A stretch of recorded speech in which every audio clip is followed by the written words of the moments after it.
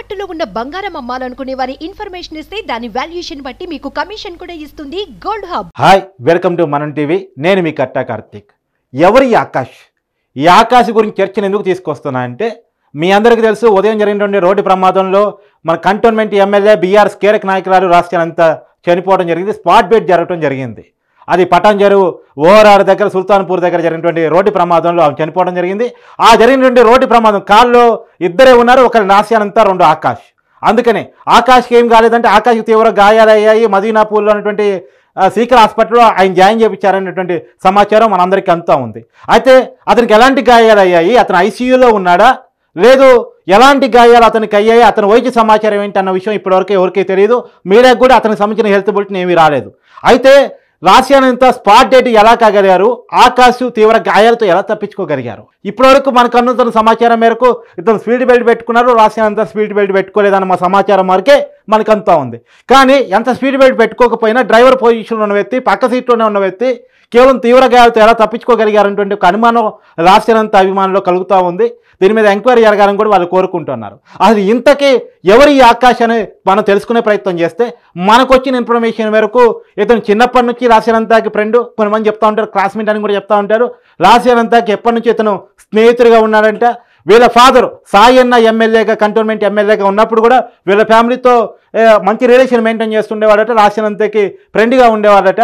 ఇతను రాసియానంతా ఎమ్మెల్యేగా మొన్నటి ఎన్నికల్లో అంటే సాయన్న చనిపోయారు. సాయన్న చనిపోయిన తర్వాత బీఆర్ఎస్ టికెట్ రాసియానంతాకి ఇచ్చింది. రాసియానంతా మొన్నటి ఎన్నికల్లో ఎమ్మెల్యేగా గెలిచింది. ఎమ్మెల్యే గెలిచిన తర్వాత పూర్తి కాలం ఆకాష్ రాసియానంతా దగ్గర పిఏగా చేరిపోయారు. మొత్తం ఆమె అపాయింట్మెంట్లు, ఆమె షెడ్యూల్స్ మొత్తం కూడా ఆకాశే చూస్తుంటారు. ఆమె కార్యక్రమాలన్నీ కూడా ఆకాశే మెయింటైన్ చేస్తూ ఉంటారు.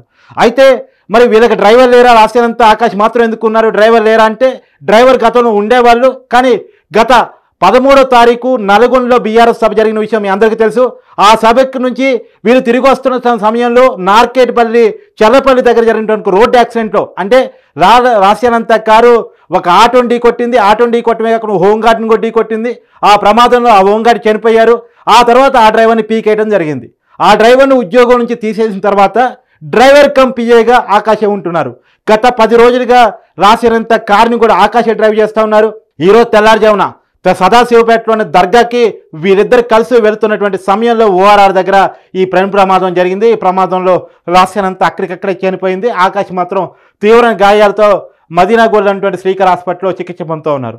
ఇతని హెల్త్ సమాచారం ఏ రకంగా ఉంది, క్రిటికల్గా ఉందా, ఎలా ఉంది అన్నటువంటి సమాచారం ఇప్పటివరకు తెలియరాలేదు.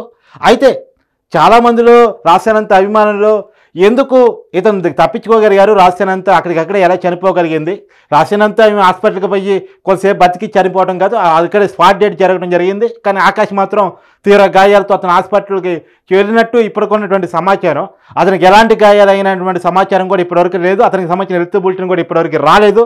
ఇక్కడే రాసియానంతా అభిమానుల్లో కొంత అనుమానాలు, ఆసక్తి కలుగుతూ ఉంది. దీని మీద పూర్తిగా ఎంక్వైరీ చేసిన తర్వాత పోలీసులు ఎలాంటి సమాచారం బయటకు ఇస్తారనేది తెలవాల్సి ఉంది. కానీ ఉదయం పూట వీళ్ళు ఒక దర్గాకి వెళ్తున్న సమయంలో యాక్సిడెంట్ అయినట్టు మాత్రం మనకు సమాచారం ఉంది. అప్పుడు ఉన్నటువంటి పరిస్థితుల్లో ఇతను ఆకాష్ డ్రైవ్ చేస్తున్నారు, కాస్త స్పీడ్ బెల్ట్ పెట్టుకుని ఉన్నారు. రాసియానంతా పక్క సీట్లోనే ఉన్నారు, స్పీడ్ బెల్ట్ పెట్టుకోలేదు. ఆ రోజు కారు అప్పుడు 140 కిలోమీటర్ల వేగంతో వెళ్తూ ఉంది. ఆ వేగం కారణంగానే యాక్సిడెంట్ జరిగింది అనేటువంటిది మనకు అందుతున్నటువంటి సమాచారం. చాలా పొద్దున పూట ఉదయం చెప్పింది ఏంటంటే, డ్రైవర్ వేరేగా ఉన్నాడు, డ్రైవర్ గతంలో యాక్సిడెంట్ చేశాడు, అదే డ్రైవర్ మళ్ళీ యాక్సిడెంట్ చేశారు. ఈ సమాచారం అంతా మనకి అందింది. కానీ తర్వాత కాలం మనకు తెలిసింది ఏంటంటే, ఆ కార్లో ఇద్దరు మాత్రమే ఉన్నారు. ఒక ఆకాష్, అదే డ్రైవరు, అతనే పిఏ. తర్వాత 2 రాసియానంతా పక్క సీట్లోనే కూర్చొని ఉంది, వెనక సీట్లో కూడా కాదు, ముందు సీట్లోనే కూర్చొని ఉంది. ఈ సమాచారం ఈ పోలీసులు ఇప్పటివరకు ఇన్వెస్టిగేషన్లో తేలినటువంటి సమాచారం. ఇక రాబోయే కాలంలో పూర్తి ఇన్ఫర్మేషన్ తెలుసుకోవాల్సినటువంటి పరిస్థితి కనపడుతూ ఉంది. కానీ ఎక్కడో రాసియానంతా అభిమానుల్లో చిన్నపాటి అనుమానాలు అయితే కలుగుతూ ఉన్నాయి. దీని మీద ఎంక్వైరీ జరగాలని అయితే వాళ్ళు కోరుకుంటున్నారు. Thank you.